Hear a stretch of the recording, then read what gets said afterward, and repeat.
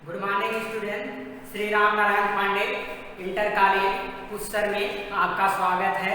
मैं पवन पांडे आज आपको मैथ में जो भी आप पढ़े हैं इसके पहले आप लोगों ने पढ़ा है इक्वलिटी ऑफ द मैट्रिक्स, यानी आव्यूहों की समानता, दो आव्यूह बराबर रहेंगे तो क्या होगा। उसके बाद हमने कुछ बेसिक पढ़ा था, मैट्रिक्स को किससे निरूपित करते हैं इसको हमने पढ़ा था। आज हम उसी पे कुछ न्यूमेरिकल देखेंगे और इस तरह से कुछ आप भी जो है जाके अपने घर पर कुछ लगाइएगा न्यूमेरिकल।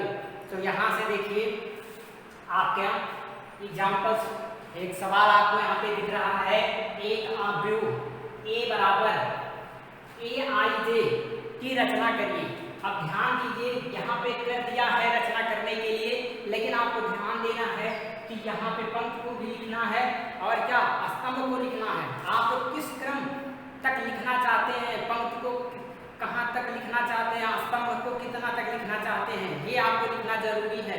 तो यहाँ पे क्या हम मान ले रहे हैं, हमको 2x2 क्रम के आव्यूह की रचना करना है। तो यहाँ पर हम क्या करेंगे, यहाँ से मान हमारा दे दिया है कि aij का मान i प्लस j का होल स्क्वायर और बटे क्या दिया है 2 दे दिया है। तो हम यहाँ से पहले तो हम a माना कोई एक मैट्रिक्स है a बराबर, हम मानेंगे यहाँ पे a11 a12 a21 a22। हमने एक मैट्रिक्स एक आव्यूह 2x2 क्रम का माना, चूंकि हमारा प्रश्न में पहले से ही दे दिया है तो हमको 2 पंक्ति और क्या 2 ही स्तंभ के क्या रचना करने हैं, आव्यूह की रचना करना है, यानी इसका क्रम क्या हो गया 2x2। अब यदि हम इस a11 a12 a13 a22 का मान निकालें और मान निकाल के इसी में मान रख दें तो हमारा क्या एक मैट्रिक्स प्राप्त हो जाएगा। और यही हमको क्या करना है, निकालना है, यही प्रश्न में पूछ रहा है। लेकिन a11 a12 का मान किस तरह से निकलेगा, इसके लिए हमारा एक मान दे दिया है, जहाँ पे हम लिख सकते हैं प्रश्न में क्या दिया है, देखिए क्या दिया है, aij बराबर क्या है i प्लस j का होल स्क्वायर बटे 2। ये मान आपका दे दिया है यहाँ पे। अब हम यहाँ से निकालेंगे a11, ध्यान दीजिएगा a11 और a11 का मतलब होता है i बराबर 1 और j बराबर 1। देखिए यहाँ पे इसको हम i पंक्ति कहते हैं, इसे हम क्या कहते हैं स्तंभ कहते हैं। तो i बराबर 1 है और j बराबर भी क्या है 1 है। तो इस तरह से हम क्या करेंगे, यहाँ पे मान रखेंगे तो a11 का मान क्या निकलेगा, यहाँ पर हम बराबर, ध्यान दीजिएगा यहाँ पे हम 1 लिख रहे हैं और फिर प्लस क्या j की जगह पे 1 है और इसका होल वर्ग है और बटे क्या है 2 है, ये बराबर 1 क्या हो जाएगा 2, यानी 2 का वर्ग यानी 4 हो जाएगा और 4 बटे क्या 2 और ये बराबर क्या आ जाएगा 2। इस तरह से आपका a11 का मान निकलेगा। अगला हमको a12 का मान निकालना है, a12 का। अब यहाँ से ध्यान दीजिए a12 का मान निकालने के लिए i बराबर कितना है 1 है, i बराबर कितना दिया है 1 और j बराबर क्या दिया है 2 दे दिया है बराबर। हम यहाँ पे मान पुटअप करेंगे तो ये हो जाएगा 1 प्लस j की जगह पे 2 है, 1 प्लस 2 और बटे क्या हो जाएगा 2 और ये इसका क्या हो जाएगा वर्ग हो जाएगा 2 और 1 3 का वर्ग कितना होता है 9 होता है, यानी 9 बटे क्या निकल गया 2 निकल गया, यानी a12 का मान 9 बटे क्या आ गया 2 आ गया। हमको a21 का मान निकालना है, a21 यानी आपको ये ध्यान देना है कि जो पहले लिखा जाता है, मैंने आपको इससे पहले बताया था, उसे हम पंक्ति कहते हैं और बाद वाले को हम क्या बोलते हैं स्तंभ बोलते हैं। तो इस तरीके से i का मान जो है वो पंक्ति के रूप में है और j क्या है स्तंभ में है। तो यहाँ पे देखिए i बराबर आपका यहाँ पे 2 दे दिया है और जबकि j बराबर आपका क्या है 1 है। तो यहाँ पे ध्यान दीजिए, आई की जगह पे हम रखेंगे क्या 2 और इसके जगह पे क्या रखेंगे 1 और इसका होल वर्ग हो जाएगा और बटे क्या हो जाएगा 2 हो जाएगा। 2 और 1 3 यानी 3 3 3 का वर्ग हम करेंगे तो ये भी आपका मान क्या निकल जाएगा 9/2 आ जाएगा।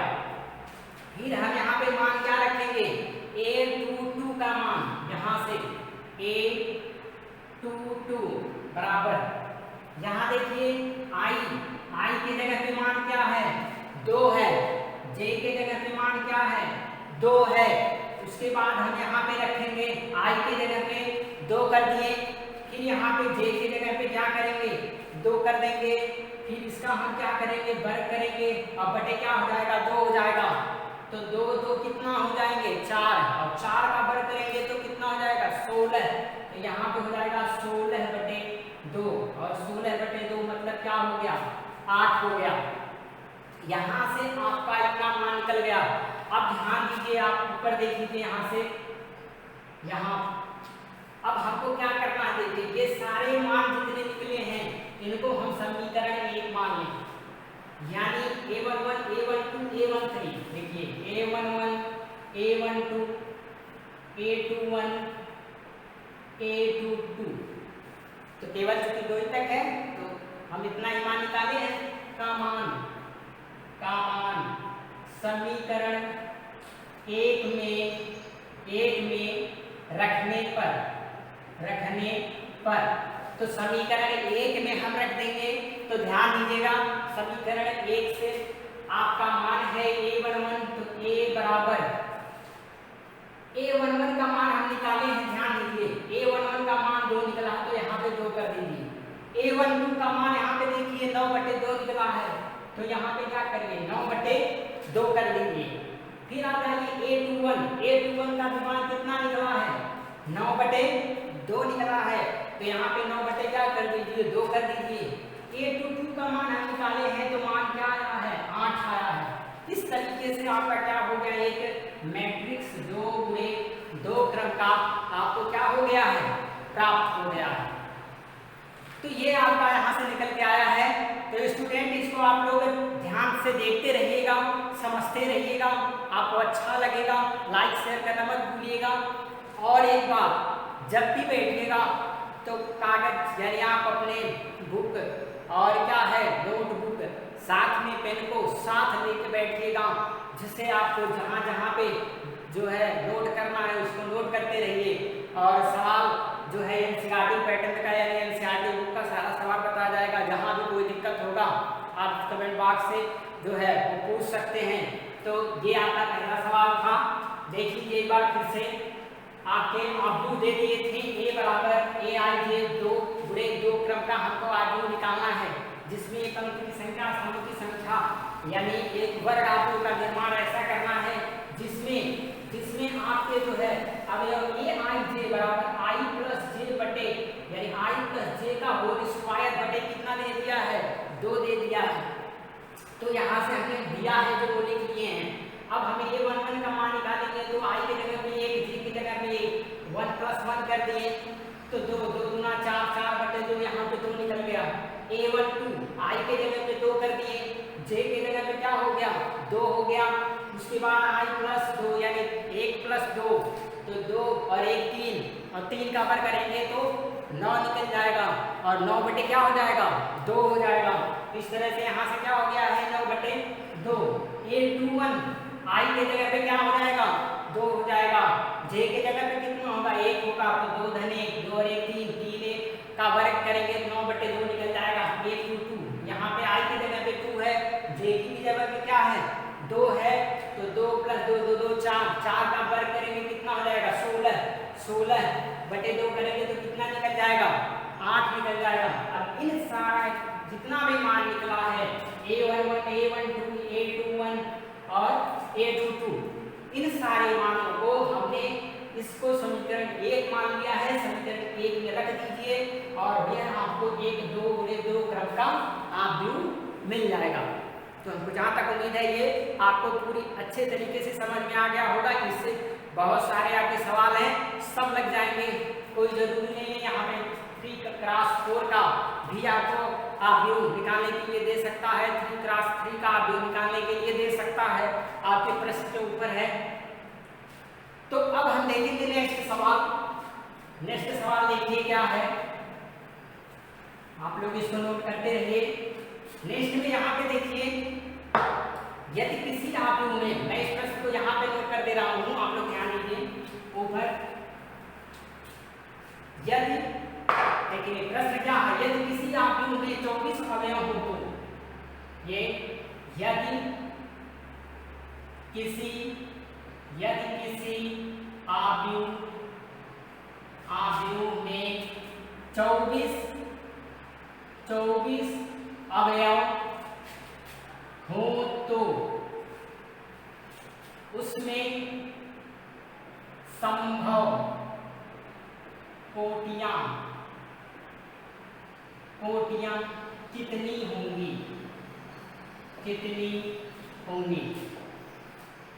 देखिए 24 अवयव हो तो संभव कोटियां कितनी होगी, एनसीईआरटी का ये आपका सवाल है।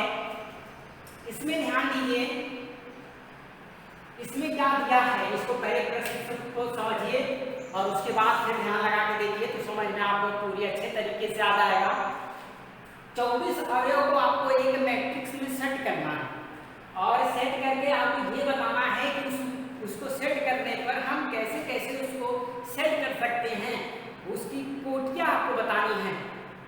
तो ये देखिए, ये समझने के लिए आप जैसे समझिए कि हम अगर जो किसी भी स्टूडेंट हमारे पास अगर जो 10 स्टूडेंट हैं तो 10 स्टूडेंट को हम क्या एक पैरेलल में क्या कर सकते हैं, लगा सकते हैं, पैरेलल में जो है बैठा सकते हैं, एक स्तंभ के रूप में बैठा सकते हैं।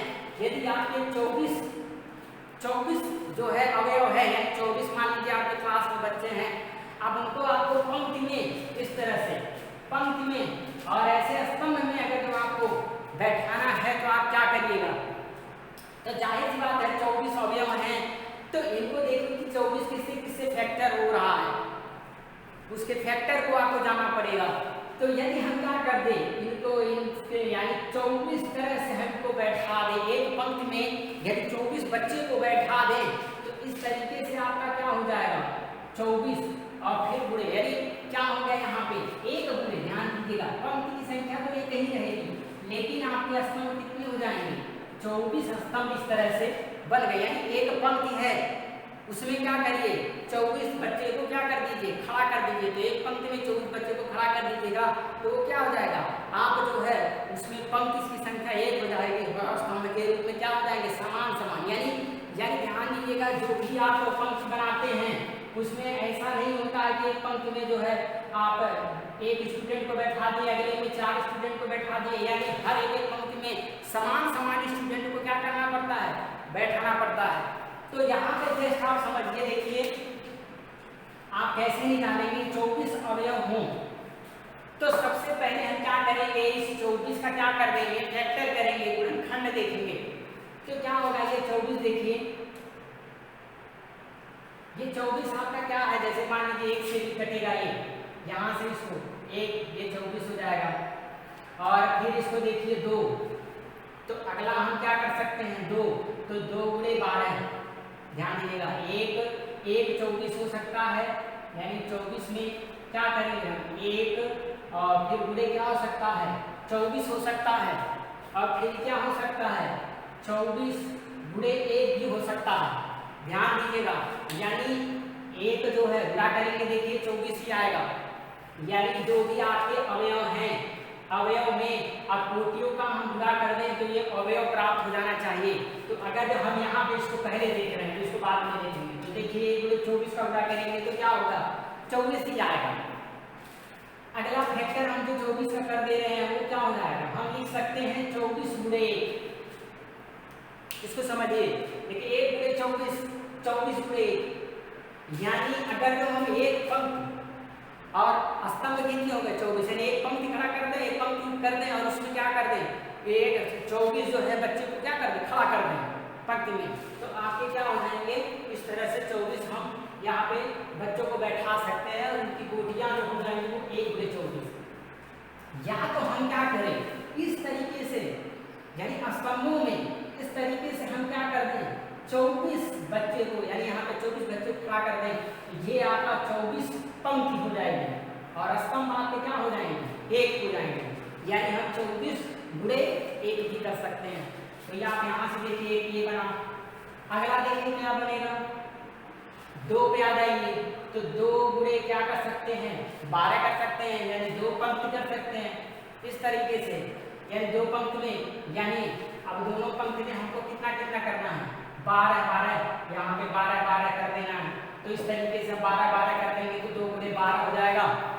अगर हम इसी 24 को क्या लिख सकते हैं, 12 गुणे 2 भी लिख सकते हैं। फिर देखिए इसी 24 को हम क्या कर सकते हैं, 3 गुणे क्या कर सकते हैं, 8, 3 पंक्ति के रूप में, आप समझ गए होंगे। जैसे फिर इसी 24 को हम क्या कर सकते हैं, 8 गुणे क्या 3 भी लिख सकते हैं। उसके बाद हम इसी 24 को क्या लिख सकते हैं, 4 पे आ जाइए, फैक्टर देखिए तो 4 गुणे 6 भी लिख सकते हैं। इसी 24 को हम क्या लिख सकते हैं, 6 गुणे क्या 4 भी लिख सकते हैं।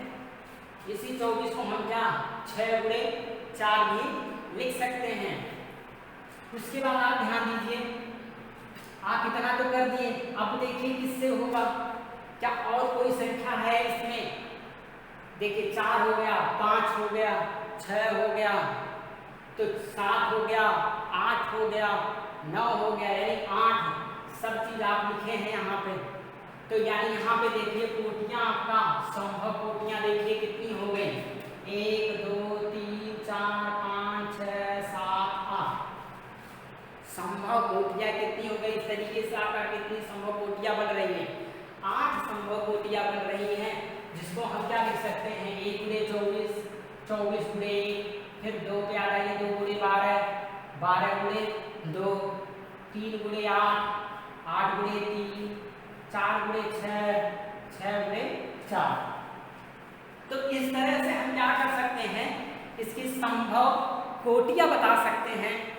अब नेक्स्ट में यदि यही आपको यहाँ पे कोटियां अगर तो ये दे दे कि यदि यहाँ पे 13 अवयव हैं, सपोज है आपसे क्या पूछ दे 13 अवयव हैं तो संभव कोटियां, देखिए इसको जो है नोट कर लीजिएगा आप लोग, इस तरह से हम संभव कोटियां बता सकते हैं, टोटल कितनी होगा, तो यही आपके संभव कोटियां होंगे।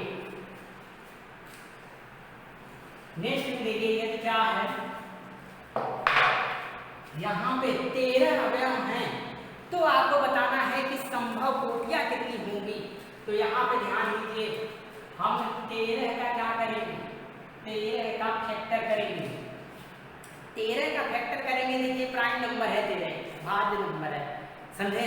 तो प्राइम नंबर है तो ये या तो 1 से कटेगा या तो स्वयं अपने से कटेगा, जाहिर सी बात है 13 है, 13 तो किसी से कटेगा नहीं, 2 से कटेगा नहीं, विषम की संख्या है नहीं, तो ये न तो 3 से कटेगा न तो 5, यानी 13 स्वयं किससे कट सकता है, या तो 1 से कटेगा और या तो स्वयं अपनी जो है अपने से ही ये कट जाएगा। तो हम इसको पहले क्या लिख सकते हैं, 1 गुणे क्या 13, यानी इस तरह से एक पंक्ति खींच दें और 13 लोगों को खड़ा कर दें, एक पंक्ति खींच दें, ऐसे 13 लोगों को आप क्या कर दीजिए, खड़ा कर दीजिए, बन जाएगा आप लोगों का क्या, एक कोटि। तो अगला कोटि ध्यान दीजिएगा, बट इनका दोनों का गुणनफल जो है वो अवयव के बराबर होना चाहिए, ये आपको ध्यान देना है। यहाँ पे इन दोनों का गुणनफल करें और इस अवयव के हमेशा बराबर होना चाहिए। अब अगला हम देखेंगे क्या और एक बन सकता है, हम क्या 13 गुणे क्या लिख सकते हैं, 1 लिख सकते हैं, यानी इस तरह से आपके क्या हो गए, इसमें केवल संभव कोटियां कितनी हो गई, 2 हो गई, केवल 1 हो गया, 1 गुणे 13 और एक क्या हो गया 13 गुणे 1 हो गया। अब ध्यान दीजिए आप लोग,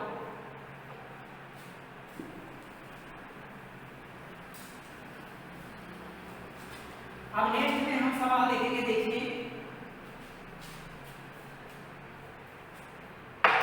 यहाँ पे एक इक्विटी आपकी मैट्रिक्स के सवाल देखिए, सवाल आप लोग को समझाए थे। एक और सवाल देख लीजिए इक्विटी आपकी मैट्रिक्स पे, मान लीजिए एक सवाल दिया है x + y और यहाँ पे लिख दिया है 6 और यहाँ पे कर दिया है z और यहाँ पे लिख दिया है 5। ठीक, इस तरह से कर दिया है। और फिर हम अगला या यहाँ पे केवल आप लिख सकते हैं, या सही कर दीजिए, केवल आप या सही लिख सकते हैं अभी फिलहाल पे x, और इसको हमने क्या मान लिया, z मान लिया, या आप y लिख सकते हैं कहीं पे, हम कहीं पे यहाँ पे y मान लें, यहाँ पे हमने y मान लिया, तो x y और यहाँ पे z और यहाँ पे क्या कर दिया 5 कर दिया। और इसको क्रम को लिख दीजिए, 1 और ये क्या हो गया 2 हो गया, यानी 2 पंक्ति और क्या हो गए 2 स्तंभ हो गए।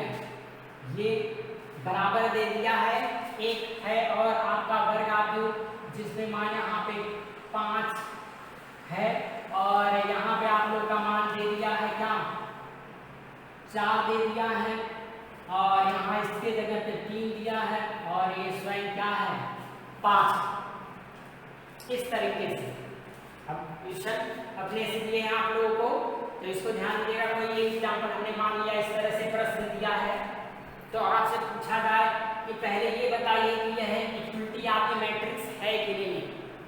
आपसे पूछा जाए, मान लीजिए यहाँ पे 5 5 2 बार है और कोई भी संख्या मान ले सकते हैं। यहाँ पे मान लीजिए इसको 7 मान लिया हमने, इसको मान लिया क्या 7 मान लिया। तो अब ध्यान दीजिए, पहले तो ये देखना है कि इक्वलिटी आपकी मैट्रिक्स का नियम का पालन कर रहा है कि नहीं कर रहा है।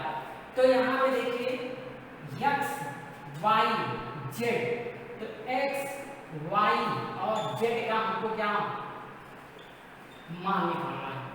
तो यहाँ पे देखिए 5 है, यहाँ पर भी क्या है 5 है, तो जाहिर सी बात है ये बराबर दिया है, यानी ये इक्वलिटी का नियम का पालन कर रहा है। तो हम देखेंगे सबसे पहले इसका भी कोड बराबर है, यानी ये क्या है समानता का नियम का पालन करता है। उसके बाद हम इन दोनों आव्यूहों के करस्पॉन्डिंग एलिमेंट को देखते हैं, संगत अवयव को देखते हैं। संगत अवयव बराबर होने चाहिए, तभी क्या होता है एक वर्ग आव्यूह होता है, और वर्ग आव्यूह आपका क्या है ये स्वयं दिया है। तो यहाँ पे वर्ग आव्यूह दिया है, यानी इसके जगह पे देखिए यहाँ 5 ही है, यानी जाहिर सी बात है ये इसके बराबर होगा, ये इसके बराबर होगा, ये इसके बराबर होगा। यानी संगत जो अवयव होते हैं, यानी यहाँ पे आप लिखिए उपर्युक्त युक्त आव्यूह की क्या है कि कोटि बराबर है, कि कोटि बराबर है, तब संगत अवयव भी क्या है बराबर है। इस तरह से तो हम क्या लिख सकते हैं यहाँ पे x बराबर, इसके जगह पे क्या हो जाएगा 7 हो जाएगा। फिर यहाँ पे देखिए y के जगह पे संगत अवयव क्या दिया है 4 दिया है, तो y के जगह पे क्या हो जाएगा 4 हो जाएगा। z का संगत अवयव कितना दिया है 3 दिया है, तो z बराबर कितना हो जाएगा 3 हो जाएगा। उसके बाद आपका मान यहाँ पे x y z का पूछ रहा था, अगर आप यहाँ पे लिख सकते हैं 7 और 4 और क्या हो जाएगा 3 हो जाएगा। तो इस तरीके से आप जो है वो न्यूमेरिकल इसमें लगा सकते हैं, और जिसमें इस किताब में जितने भी न्यूमेरिकल दिए हैं, आपको कोई भी कहीं भी किसी भी प्रकार का दिक्कत होगा उसको जरूर पूछिएगा।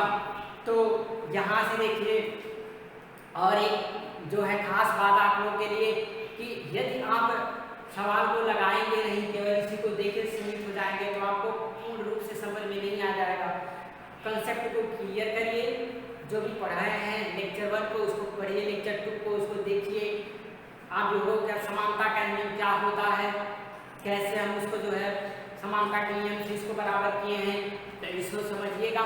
सवाल लगाइएगा तो कोई दिक्कत नहीं होगा, किसी भी प्रकार का आपको समझ में सब कुछ आएगा। तो इस तरीके से आप लोग नेक्स्ट वीडियो में हम कुछ 1-2 सवाल और लगाएंगे। उसके बाद हम यानी एडिशन ऑफ द मैट्रिक्स, यानी आव्यूहों का एडिशन और सब्ट्रैक्शन ऑफ द मैट्रिक्स, आव्यूहों को घटाना, इनको सीखेंगे नेक्स्ट वीडियो में हम। उसके लिए थैंक यू वेरी मच।